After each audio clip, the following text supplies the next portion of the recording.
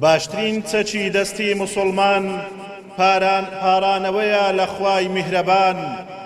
خوایە هەر وەک چۆن موسات ڕزگار کرد، فرعونت لە نیل غەرق و ڕیسوا کرد، وەک چۆن ئیبراهیم ئاگرنەی سووتان، بتەکانی ورد کرد هەر هەمووی فەوتان، وەک چۆن یوسفت لە بیر ڕزگار کرد، لە نێو جیهاندا ناوبانجی دەرکرد، وەک چۆن یونس لە دەست حوتەکان دەربازی بوو گەڕایەوە ژیان، وەک چۆن عیسات بردەوە ئاسمان ناحەزەکانی گشت بوون دەستەوسان، وەک چۆن محەممەد ناوبانجی دەرکرد بەسەر بەرزانە فەتحی مەکەی کرد، هەر وەک چۆن ناردت فریشتەی ئاسمان بۆ بەدر و ئوحود بوونە پشتیوان، ئەقسا و غەزە و خاچی فەڵەستین خەڵتانی خوێنن بەدەستی لەعین.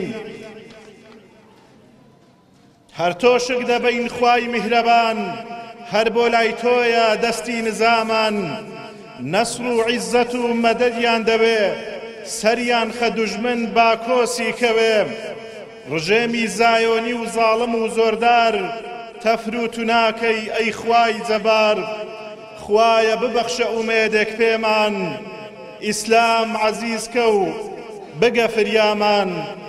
خوایە ببەخشە ئومێدێک پێمان، ئیسلام عەزیز بکە و بگە فریامان.